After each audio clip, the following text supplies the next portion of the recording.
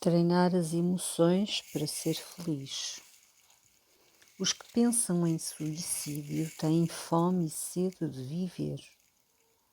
A vida clama pela continuidade. Mesmo os que pensam em suicídio têm sede e fome de viver. Alguns profissionais de psiquiatria e psicologia não percebem que por trás da ideia de suicídio há uma fome desesperadora de viver. Não existe a ideia pura de suicídio. A única exceção é a lógica absurda do terrorismo, em que homens se matam sem dor, encarcerados por um ideal destrutivo. Ninguém que sofre quer matar a vida. Eles querem matar o humor deprimido, a angústia, a ansiedade aflitiva, a dor que cala fundo e invisível na alma. Como ninguém morre por doenças psíquicas, as pessoas atentam contra o seu corpo para tentar silenciar a sua dor. Sob uma intensa dor emocional, o território de leitura da memória fecha-se, retraindo a capacidade de pensar.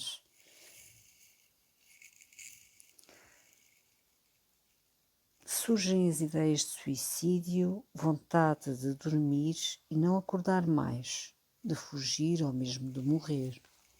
Entretanto, gostaria de dar um alento a todas as pessoas que sofrem e pensam em desistir da vida, afirmando que elas, no fundo, têm fome e sede de viver.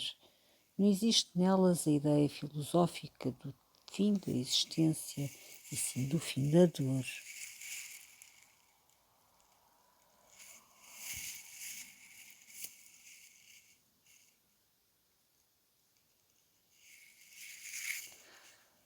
Muitos jovens e adultos brilhantes pensam no fim da vida. Em países como o Japão e a Suíça, o índice de suicídio na juventude é alto. Eles devem aprender a exterminar a sua dor e não a vida. Eles viveram o maior romance da história. Fizeram um esforço tremendo para vencer a grande corrida. Tal esforço selou um pacto que nunca desistiriam de viver. Em recentes palestras que proferi sobre o treino da emoção e a grande corrida da vida, fiquei impressionado com a reação das pessoas. Elas têm reacendido o ânimo pela vida e a sua capacidade de lutar. Algumas, incluindo médicos e advogados, disseram que tinham ideias de suicídio, mas mudaram completamente as suas atitudes. Disseram que nunca pensaram que fossem tão fortes, que já tinham sido os maiores alpinistas da história. Nunca imaginaram que não estavam programados para morrer, mas para viver. Nunca compreenderam que viveram o maior romance da história, quando ainda nem mesmo sonhavam. Um jovem em particular sensibilizou-me. Com a voz emocionada, ele disse-me que estava prestes a acabar com a sua vida e que a palestra era a sua única tentativa para continuar vivo. Mas ao ouvir tais palavras, a sua vida ganhou outro significado. Ele descobrira que tinha uma força incrível dentro dele, que de agora em diante lutaria contra a sua dor e treinaria a sua emoção para ser feliz. Continuou dizendo que não se submeter à escravidão das ideias negativas. Os assuntos que dizem respeito ao mestre da emoção, abordados nos capítulos posteriores, complementaram algumas palestras e trouxeram grande alento às pessoas. Gostaria de encorajar os leitores deste livro, sobretudo os médicos, psicólogos, professores, educadores, religiosos, profissionais de recursos humanos e mesmo os jovens, a preferir palestras sobre o treino da emoção e o resgate da autoestima. Precisamos de fazer uma psicologia preventiva. Há mais pessoas a sofrer do que imaginamos. Aprender a doar-nos sem esperar a contrapartida do retorno traz dignidade à vida e saúde à emoção. Podemos começar hoje a treinar, navegar nas águas da emoção e aprender a transformar o deserto num oásis. Não nos devemos esquecer das lições que já comentei sobre o revestimento da emoção. Primeira, faça um stop introspectivo nos focos de tensão. Pare e pense antes de tomar qualquer atitude. Não viva gratuitamente toda a carga de tensão das situações estressantes. Faça uma pausa na sua vida. Erga os seus olhos e olhe além dos horizontes dos seus problemas. Veja o que ninguém consegue ver. Se a sua visão for curta, o seu problema será enorme. Se ela for longa, ele será pequeno. Segunda, enfrente o seu medo. O medo fecha as portas da mente, distorce a realidade do mundo e transforma tudo o que é pequeno em algo monstruoso. O medo é um péssimo matemático, só sabe somar. Nunca deixe o seu medo ser o seu senhor. Nunca deixe o medo e a insegurança medirem o tamanho dos seus problemas nem as distâncias que você tem de percorrer para superar obstáculos. Terceira, nunca se diplome na escola da vida. Critique os seus paradigmas existenciais, os seus conceitos sobre a vida. Repense as suas verdades e os seus comportamentos rígidos. Faça uma mesa redonda com a sua intolerância e impulsividade, ansiedade e com todas as características que o atrapalham a navegar nas águas da emoção. Não se feche dentro do seu mundo. Não há gigantes no território da emoção. Todos somos eternos aprendizes. Quarta, seja um especialista em investir em qualidade de vida. Deixe de ser um especialista que só sabe apagar incêndios profissionais e treine de ser um especialista em investir em qualidade de vida. Ninguém pode fazer tal investimento por si. Tudo que promove a sua paz interior e a sua felicidade deve ser levado em alta conta. Não espere dias melhores. Transforme os seus dias maus. Nunca se esqueça de que as suas hipóteses de estar vivo eram próximas do zero, mas você venceu. Tenha sempre em mente que você agarrou todas as oportunidades para ter o direito à vida.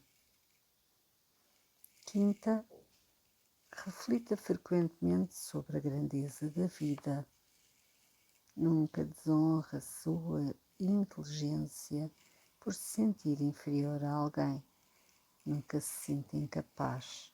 Há uma força dentro de si maior do que imagina.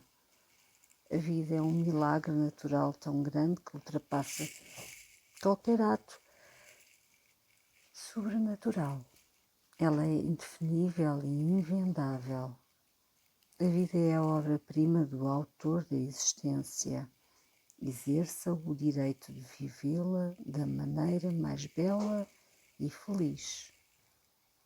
Sexta, jamais desista. Você pode vencer. Não tenha medo da dor. Não se deixe julgar pela solidão. Não há crise que não passe. Não há tormenta emocional que não se dissipe. Não há dificuldades que não possam ser transpostas. Jamais desista da vida. Você está programado apenas para viver. Tenha a certeza de que o maior problema é não ter problemas.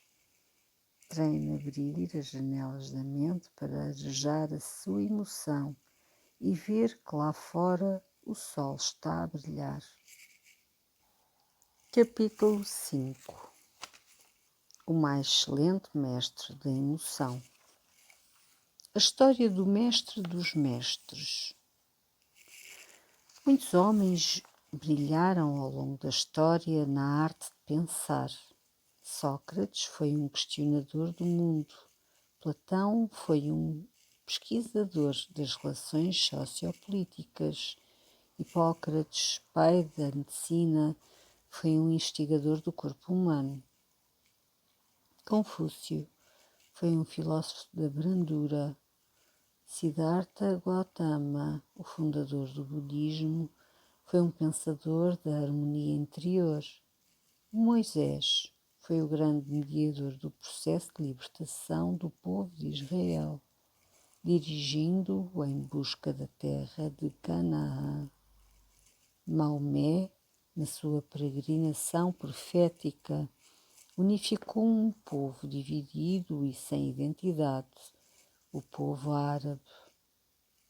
Há muitos outros homens que expandiram o mundo das ideias no campo espiritual, filosófico, sociológico, psicológico, físico, como Tomás de Aquino, Agostinho, Hume, Bacon, Spinoza, Kant, Descartes, Galileu, Voltaire, Rousseau, Shakespeare, Hegel, Marx, Newton, Maxwell, Gandhi, Freud, Einstein, Viktor Frankl, etc. Tais homens honraram as suas inteligências, semearam ideias, romperam conceitos, ampliaram horizontes e influenciaram gerações.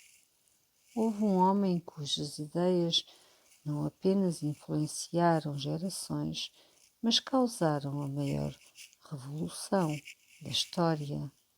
O seu nascimento dividiu a história. Ele é o mais lido do mundo, embora não tenha escrito nenhuma palavra. Ele é o mais estudado da atualidade, embora seja o mais cercado de mistérios e menos conhecido. Inúmeras pessoas em todo o planeta se dividiram em milhares de religiões em torno do seu nome, mas às portas da morte ele rogava aos seus íntimos amigos que se amassem uns aos outros em detrimento das suas diferenças. Grande parte dos cientistas admira-o profundamente, mas a ciência nunca o estudou nem conheceu os seus mais complexos pensamentos. Milhões de professores nutrem grande respeito por ele, mas o mundo educacional não o conheceu seriamente nem compreendeu os fundamentos da sua pedagogia e psicologia. Ele foi o mais excelente mestre da emoção.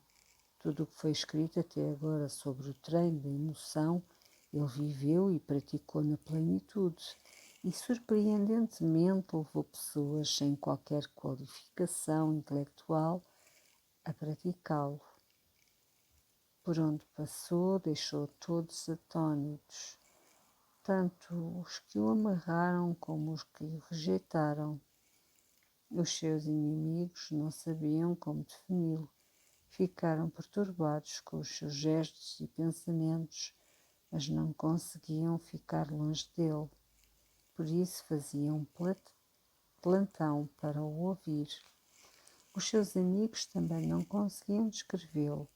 Ele não lhes prometeu um céu sem tormentas, nem um caminho sem turbulências, mas ainda assim não conseguiam deixar de o seguir. As suas palavras resgatavam o sentido da vida e os seus gestos ensinavam-lhes o navegar no território da emoção. Muito do que você e eu pensamos sobre a vida, as relações sociais, o amor, o respeito pelos direitos humanos e os mistérios da excelência estão ligados aos pensamentos que ele transmitiu. Ele virou o mundo de cabeça para baixo, o mais ardente ateu, Se o analisar destituído de preconceitos, ficará assombrado com os seus pensamentos. Ele foi contra a lógica religiosa da sua época. Muitos líderes religiosos aguardavam o seu nobre nascimento. Seria o maior nascimento da história. Esperavam que alguém tão grande nascesse num grande palácio e fosse educado aos pés dos homens mais cultos da sua época. Mas ele nasceu num estábulo. Veio ao mundo de uma maneira mais pobre do que muitos miseráveis. Os seus pequenos pulmões abriram-se para respirar o odor de estrume fermentado. Rejeitou a escola dos cultos, preferiu a escola da vida. Nessa escola ele foi o mestre dos mestres. Soube transitar pelo caos social, pelas dores, pelas rejeições, pelas necessidades, com uma sabedoria fascinante. Quando abria a sua boca, todos ficavam estarrecidos com a sua inteligência, eloquência e capacidade de argumentação. Não se quis sentar num trono confortável, nem poupou a sua vida de labores. Ocultou-se na pele de um carpinteiro. Enquanto o sol escaldava, queimava o seu rosto e se podiam ouvir os estalidos do martelo. Ele mapeava a alma humana, viu além da cortina dos comportamentos e compreendeu o que se estava por trás das reações de cada pessoa. Ninguém foi tão longe em perceber os becos da alma e as vielas da emoção. A sua capacidade de interpretar o ser humano ultrapassava em muito a dos melhores pensadores da psicologia. O carpinteiro da vida, com as suas mãos, entalhava madeira e com as suas palavras lapidava a emoção humana. Ele foi também contra a lógica política. Mudou totalmente a maneira como o homem deveria encarar o poder. Demonstrava possuir uma força que homem algum jamais teve, mas não gostava de ostentá-la. Fazia milagres surpreendentes, capaz de deixar pasmada a medicina moderna. Espantosamente rogava às pessoas que ajudava que não contassem a ninguém o que havia feito. A sua ética entrava em confronto com os nossos paradigmas. Nós gostamos de alardear os nossos feitiços. Ele gostava de os ocultar. Os poderosos sempre quiseram ser Deus, mas o único que foi considerado Deus insistia em ser reconhecido como filho do homem. O mestre da emoção amava passar despercebido, apreciava ter amigos e não admiradores que o aplaudissem. Aliviou a dor de todos os que passaram pelo seu caminho, à exceção de si mesmo. A grandeza deste mestre não estava no seu poder, mas no facto de não ter necessidade de o usar em proveito próprio. Era de se esperar que um homem tão forte pressionasse as pessoas a segui-lo. Mas, contrariando a lógica do poder, nunca controlava ninguém. Nunca impunha as suas ideias, apenas as expunha. Naqueles ares ouvia-se um convite eloquente: aprendei de mim, vinde a mim. Se alguém quisesse segui-lo, tinha de aceitar o seu convite a amá-lo espontaneamente. Somente alguém tão grande e consciente do seu valor é capaz de dar o direito às pessoas de amá-lo ou rejeitá-lo. O mestre da emoção viveu e ensinou as lições mais sublimes da liberdade. De todas as vezes que pressionamos as pessoas para nos seguirem, mesmo os nossos filhos, e controlamos os seus comportamentos, não estamos a ensiná-los a pensar com consciência e liberdade. Os fortes alimentam a liberdade e os fracos desnutrem-na. O mestre da vida treinou a emoção humana para ser livre, para decidir com consciência. Ele ainda foi contra a lógica social. O homem aprecia ter o mundo aos seus pés. Até os que se sentem inferiores escondem inconscientemente o orgulho debaixo do tapete da inferioridade. O impacto emocional enorme que sofrem quando alguém os contraria é um reflexo de que se sentem intocáveis e não admitem ser atingidos. Ele andou na contramão da ansiosa busca pela fama.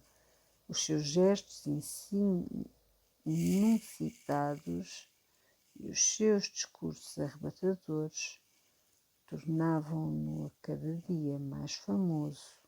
Era impossível ocultá-lo, mas ele desdenhava da fama, pois procurava o aconchego dos amigos simples e o prazer nas pequenas coisas. Não era intocável, podiam criticá-lo, mas reagia com paciência. Podiam ofendê-lo, mas não condenava os seus opositores nem fugia do ambiente. Os homens podiam ser seus inimigos, mas ele não tinha inimigo. Não permitia que o lixo social empilhasse a sua emoção. Ele era livre numa área em que facilmente somos prisioneiros. O mestre da vida sabia proteger a sua emoção, pois nunca reagia antes de pensar. Produzia respostas brilhantes em situações caóticas, em ambientes em que corria o risco de correr e só era possível reagir com desespero. Ele reagia com a mais alta tranquilidade. O medo não fazia parte do dicionário da sua vida. Todas as universidades usam milhares de ideias filosóficas, psicológicas e sociológicas para ensinar a solidariedade, a tolerância e o respeito incondicional pelos direitos humanos aos seus alunos e nem sempre têm êxito. Mas o mestre dos mestres, usando o fenómeno do silêncio, treinou a emoção dos seus discípulos para que eles aprendessem o que raramente as palavras conseguem ensinar. Deveria almejar todos, como todos os imperadores romanos, que os homens se prostrassem aos seus pés. Mas, para nossa surpresa, ele dobrou-se aos pés dos homens, pegou numa toalha, numa bacia de água e começou a lavar silenciosamente os pés dos seus incultos e rígidos discípulos. O seu gesto ímpar refletia muito mais do que um comportamento humilde. Expressava o mais excelente treino da emoção. Ele poupou milhares de aulas com um único procedimento. Nunca alguém teve tanta habilidade para penetrar no âmago da alma humana e transformar as rotas da emoção. Sob os seus cuidados, homens sem qualquer qualificação intelectual tornaram-se poetas da vida.